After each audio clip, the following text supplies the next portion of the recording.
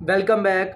आज हम प्रीव्यू करने लगे हैं उसका, इंडिया वर्सेस पाकिस्तान का। बहुत बड़ा मैच है और सबकी नज़रें इसी मैच पर ही टिकी होती हैं और सबको इस मैच का शिद्दत से इंतज़ार हो रहा होता है कि किस तरह हमने इस मैच को देखना है और किस तरह लोगों के प्लान बने होते हैं कि हमने इकट्ठे होकर देखना है, किस तरह देखना है। तो उस पर आज बात करते हैं कि किस तरह ये नज़र आ रही हैं टीम्स और बारिश का किस तरह हालात नज़र आ रहे हैं और सारी डिटेल एनालिसिस इन पर करते हैं। तो सबसे पहले आप वीडियो पूरी देखनी है, लाइक सब्सक्राइब और शेयर ज़रूर कर दें और बेल आइकन की घंटी को ज़रूर दबा दें ताकि आपको अपडेट्स मिलती रहें और सारे वर्ल्ड कप की आपको अपडेट्स स्पोर्ट्स फॉर लाइफ पर ज़रूर मिलेंगी। तो शुरू करते हैं पाकिस्तान वर्सेस इंडिया। कल पहले बारिश पर बात कर लेते हैं, वो सारे उसको जानना चाहते हैं। बारिश का फ़िलहाल ऐसे है कि जो वेदर फोरकास्ट बता रहा है कि क्लाउडी होगा और बारिश नहीं होगी। फ़िलहाल तो ऐसे ही बता रहा है। आगे जिस तरह मेलबर्न के वेदर का आपको पता है, कोई पता नहीं होता, तो वहाँ पर एकदम चेंजेस आते हैं और एक्सपेक्ट नहीं आप कर रहे तो एकदम बारिश हो जाती है और जब बारिश का एक्सपेक्ट कर रहे हो एकदम धूप निकल आती है। कोई इसलिए आप इतना उस पर कह नहीं सकते कि क्या होगा। ओवरऑल फिर बात करें तो बारिश का फ़िलहाल तो यही सीन लग रहा है कि मुश्किल है अभी बारिश का चांस, और 20 ओवर का खेल पूरा होता हुआ नज़र आ रहा है। अगर 20 ओवर का खेल होगा तो और ज़्यादा मज़ा आएगा, क्योंकि कम से कम पूरी कंपेटिटिव क्रिकेट देखने को मिलेगी, पूरी कंप्लीट क्रिकेट। 8-10 ओवर में कुश्ती लगती है वो कि बल्ला घुमाई जाओ मारी जाओ, कोई आपको वो मज़ा नहीं आता, जिसकी लग गई वो चीज़ नहीं है इसमें।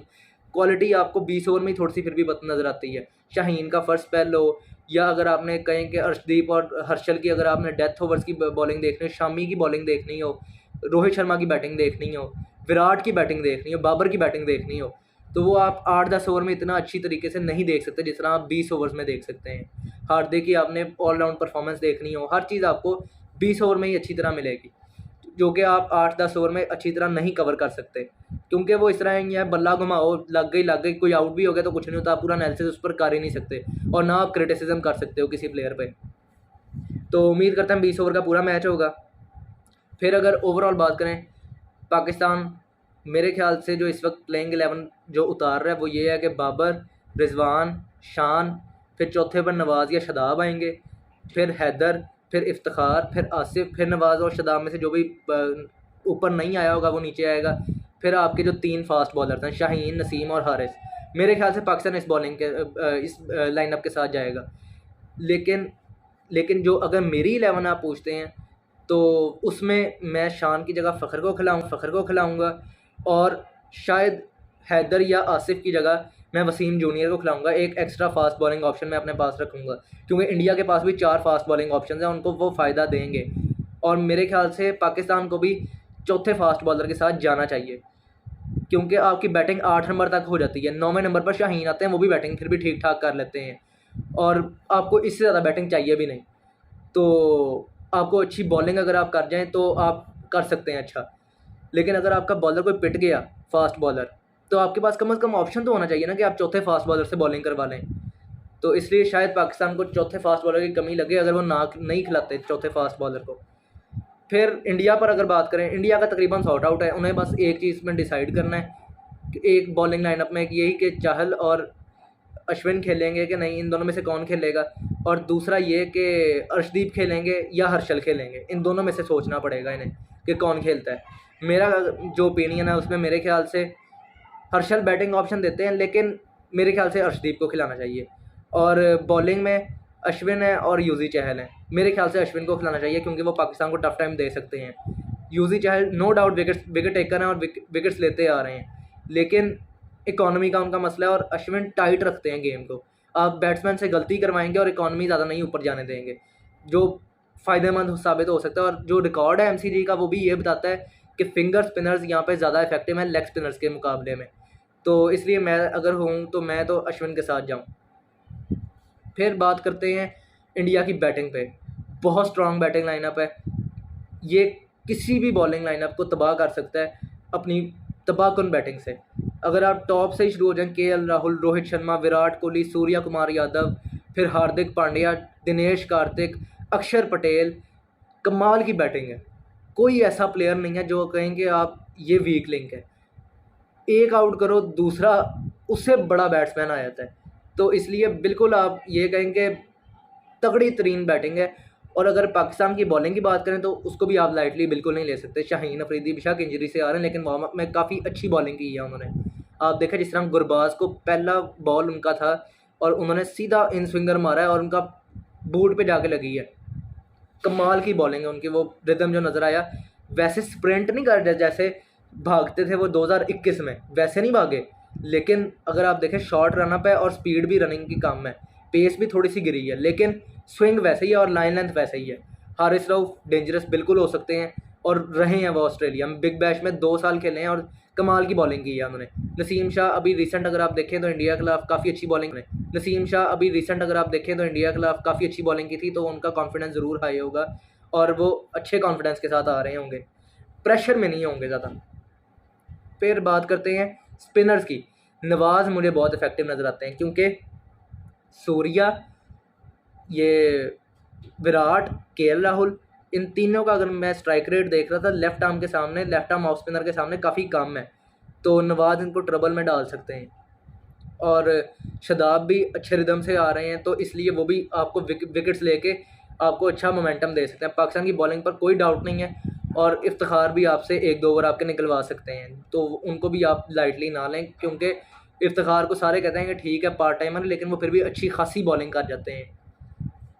फिर बात करें अगर इंडिया का जो बॉलिंग अटैक है, शामी के आने से ज़रूर एक बूस्ट मिला होगा और जो कंडीशन उनकी अभी नज़र आ रही हैं एमसीजी में, बादल आए हैं, ओवरकास्ट कंडीशंस हैं और भुवी को बहुत फ़ायदा होगा और नए बॉल से अर्शदीप को, ये अगर नए बॉल से ऊपर से ले जाते हैं बाबर और रिजवान को, तो ख़तरे की घंटी बज जाएगी और पाकिस्तान बहुत मुश्किलात में आ जाएगा और 150 करना इनके लिए मुश्किल हो जाएगा।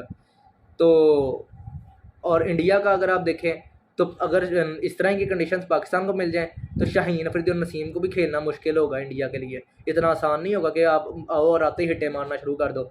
स्विंग मिलेगा और आपको नज़र आएगा कि किस तरह क्वालिटी दोनों टीम्स की आपको सामने नज़र आएगी। वीक लिंक पे पाकिस्तान की बात करते हैं तो वो आपके सामने है कि ओपनर्स का स्ट्राइक रेट और मिडिल ऑर्डर की जो है वो कंसिस्टेंट फेलियर। शादाब और नवाज़ ने नंबर 4 पर आके अच्छी बैटिंग की है, लेकिन उसके अलावा अभी आपको कुछ नहीं इतना खास नज़र आया। एक इनिंग हैदर की आई है, एक इनिंग की शान के, वो भी वार्म अप मैच में, फिर उसके अलावा एक या 2 इनिंग्स आपकी ये इफ्तिखार की आई हैं और एक ही वो 3 बॉल पर 13 रन जो किए थे आसिफ अली ने वो आए हैं। एक इनिंग ही आई है तकरीबन सबकी।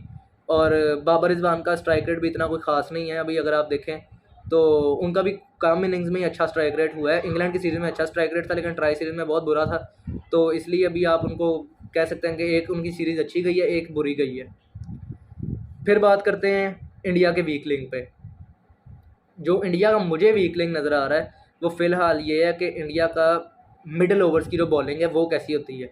अगर आप 15 ओवर तक विकेट्स नहीं लेते तो आप डेथ ओवर्स में मार खाते हो। इंडिया का मसला ही ये है कि वो विकेट्स ही नहीं ले पा रहे, विकेट टेकर नहीं है उनके पास, तो ये मसला इंडिया को जल्दी सॉर्ट आउट करना होगा, क्योंकि अगर वो विकेटें लेंगे तो ही मैच जीतेंगे, विकेटें लिए बगैर वो कभी भी नहीं मैच जीत सकते। अगर चेज़ करवा रहे हैं फिर तो बिल्कुल नहीं जीत सकते, क्योंकि विकेटें बहुत ज़रूरी हैं, विकेटें बहुत ज़रूरी हैं।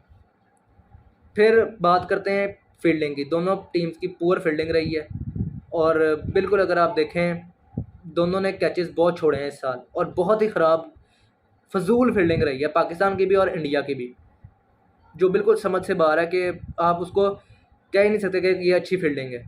बहुत ही एक आप कह सकते हैं कि थर्ड क्लास फील्डिंग रही है, आप उसको बिल्कुल डिफेंड कर ही नहीं सकते। कैचेस सिंपल छोड़ते रहे हैं दोनों टीम्स के प्लेयर और मिसफील्ड करते रहे हैं। नेट्स की अगर आपको बात बताऊं तो नेट्स में आप देखें अगर तो शान मसूद के सर पे भी बॉल लगा था, वो शुक्र है अब ठीक है, बेहतर है। और नसीम शाह ने और शाहीन अफरीदी का सुनने में आ रहा है कि उन्होंने बहुत अच्छी बॉलिंग की है।